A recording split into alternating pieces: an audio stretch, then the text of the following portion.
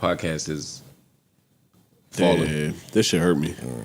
That shit hurt. That was a depressing ride in, man. I had to find some happy music to play after that. Yeah, I ain't like this one. Yeah, it made me sad to hear. For those of you that don't know, Savon, our friend and family, our good brother, and Alex. Yeah. The good brother. They have decided to call it quits, put a temporary hold on their podcast. Temporarily indefinite hold. Indefinite, yeah. They sounded like they didn't know when they would come back or if they would ever come back. A lot of people were confused about that. There was a lot of chatter online. I was in the air when the news broke. I was busy with some shit, but this morning before work, I gave my good brother a call, and I said, listen, I've worked with you too long to not give you a courtesy call before I go in there and press play on this motherfucking queen. I spoke to him. He sounds like he's in good spirits. He said the same about Alex. Good. And from what I gathered from what he was saying, not saying too much, but just podding and lifing at the same time is hard. It's hard. Yeah. It's hard. There's no other explanation for it. I'm not going to shoot him too much bail. Well, at least not before I play the joint. We've done too much talking already. Yeah, you need a soundtrack Savon, for I this. love you, man, but you work with us long enough. You know how this goes, man. You still got to give him that nasty bass. I never wanted to play this for the Need to Know boys, man. Never. I didn't see it coming. Me, the two really talented brothers, man. For two sure. people that Hard we working, love. Who gonna do the mixer now? This hurts me more than it hurts you, man. Hey, hate to hear it. Hate Need to to see Know it. boys. It looks like they've recorded what looks to be probably their final episode, man. Both these brothers got jobs and careers and other ways that they're getting money. I would like to see this podcast come back. Me too. I thought they were super entertaining and informative, especially for their age range. For sure. I was a fan. Me too. And it hurts. It hurts. I never like to see anybody that comes from the Joe Budden family tree stop recording. Well, it may be a few of y'all. But it wasn't supposed to be Savon and Alex, man. God damn it. I love you guys. Anything y'all need, man, give me a call. Y'all know I'm always here. Yeah, Savon and Alex, we love you. You already know. Yeah, we love y'all, man. That one And hurt. salute to all the former co-hosts, Steph and Reggie and everybody. Shout out to everybody out there trucking it through this podcast and shit. It's not as easy as podcasters make it look. And when podcasters are going through things, sometimes it's hard to see it. They're not coming on air and just telling you about all their trials and tribulations and hurdles that they got to fight through. It is tough. Yeah. It is tough. Well, is there a mistake that, and I'm not talking about Savon and Alex anymore, just in general, these podcasters who come in and think it's easier than it is. Like, what's the mistake they make? Is there something they miss? To me, from the conversations I heard on their pod, it sounded like they were maybe on the same page with certain things. It didn't sound like Patreon, for example. It sounded like they didn't really have the same vision for certain things. I think teamwork ultimately is the answer to that question.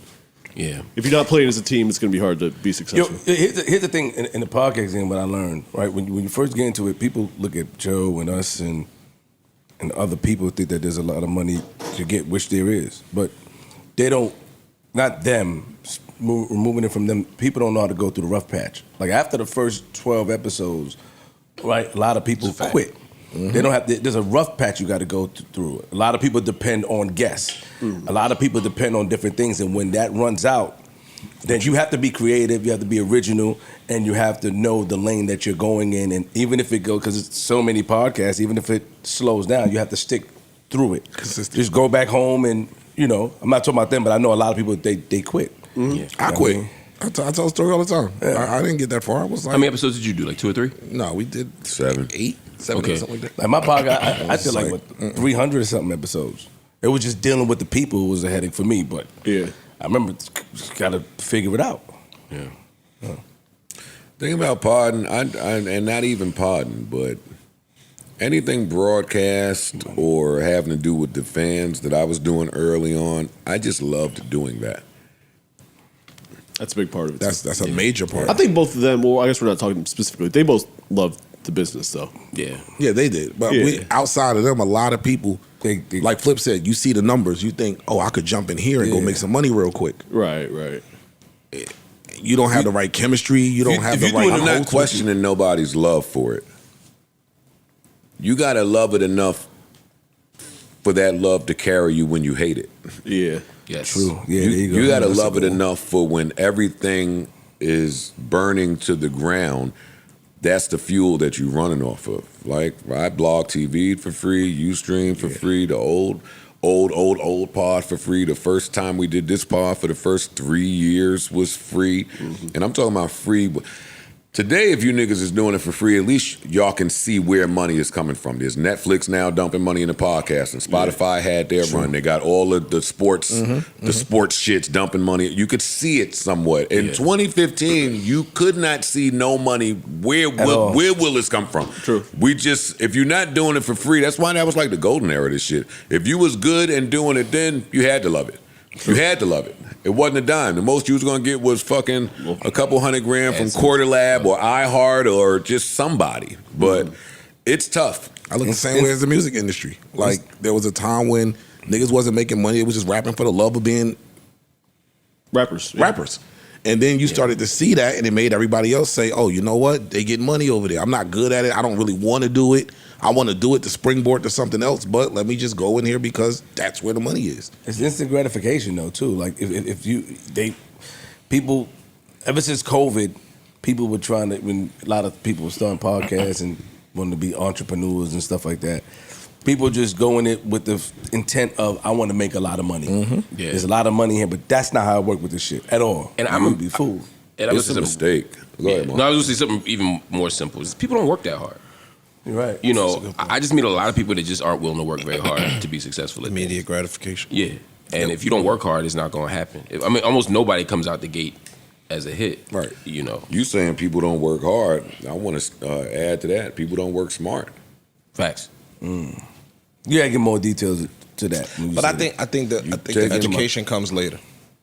that. Yeah, you gotta give them a little more detail. You said If you're lucky, you would fall in the 3% of those that go get the education later. What's happening, and I'll speak for our sector of podcasting, niggas, like we say, go and take a check. This is not Savon and Alex time now. I don't know what they did. Yeah, let's remove them from that. Niggas will go and just take a check based off where they are, right? And now you end up building somebody else's business. Now you've attracted this audience that loves you. They love you and what you're doing, and all the goodwill and faith and effort and hard work, blood, sweat, and tears that you're putting in is not going to you. So it's all these black podcasters, but nobody's building a business. Nobody's building a business. I'm the last bet standing. Everybody else got a deal.